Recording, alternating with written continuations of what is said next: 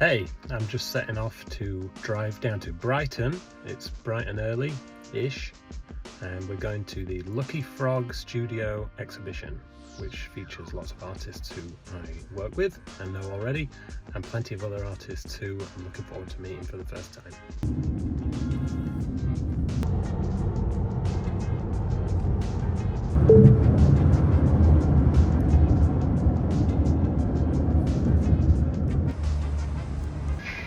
Here I am at Newport Pagnell Services, roughly halfway on the journey, just stopped for my first charge, and it's pretty good. 3 burgers out of 5.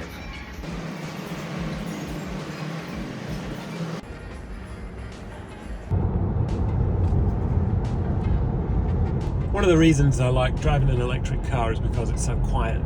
It really leaves room for the dark thoughts to speak at full volume. Better put some music on.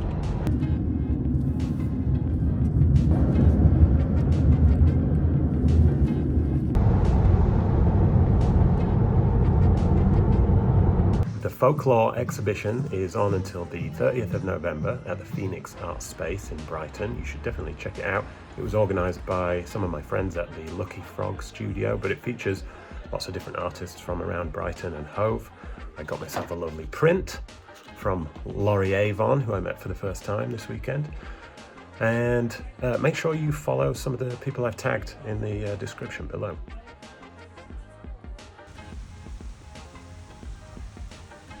Hey Sean. Hey James. How have you been influenced in your illustration work? I've recently been looking at the work of Edward Borden, who's a British illustrator and designer, more so from post-war Britain. Yeah. He worked a lot on book projects and did a lot of book design. He worked with Kerwin Press as a printmaker.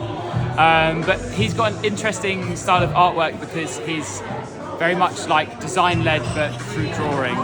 And if you check out his line work, it's fantastic. And he's of that era of illustrators and designers, he's more character focused, which is more interesting to me, and that's what suits your work. That right? suits me, and that's what I've been finding the most inspiration from recently. Nice, thanks. Thank you. Hey Laurie, how's it going? I'm very well. Let me ask you, who is your best ever client and why? It's a hard one, but I think just recently I've just worked with the National Theatre Nice. on the branding of their latest production of The Witches by Roald Dahl, No which kidding. has just gone like all over London, and it's the first time I've seen my work, on the tube, in train stations, and projected onto the National Theatre. Wow, that's amazing. Yeah, How were they to work with? they were actually a dream.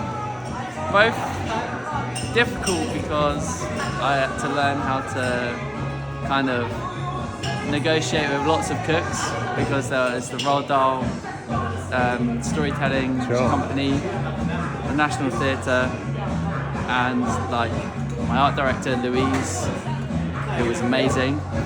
But yeah, it was like a really exciting project, and I learned so much from it. Awesome, thanks. Yeah, cool. Hey Lizzie, you've been a freelance illustrator for a year now. What's been your favourite project so far? I think for me, it was working with the Henry Moore Foundation. So they asked me to make an activity pack for children to navigate around the gallery space and the gardens. So I spent 2 days working with the staff, experiencing the gallery space for myself, and then I made an activity book, and that was really nice, engaging with the artworks, writing pieces of like text to go with it, and then also like thinking about the design. So like I created the whole book, and for me that made me feel like really connected with Henry Moore's work. So like the whole package? Exactly, yeah. And then that reflected back in my own work. So collage, working with sculpture, shape, form. It's just, really nice. Nice, thanks. I spent the last few months watching rewatching Buffy the Vampire Slayer. You know what? It holds up. My favourite character is... it used to be Willow, evil Willow.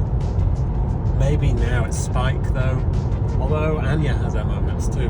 Who's your favourite Buffy the Vampire Slayer character?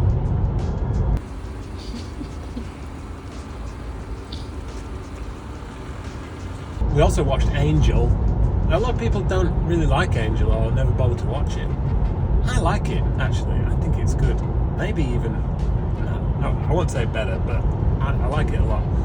And just as I wrapped up watching both series back to back, the new podcast audiobook came out on Audible, Slayers. And so that was pretty good timing. So I'm going to listen to that next. And also they've started referring to it as the Buffyverse. Maybe that hints at some kind of reboot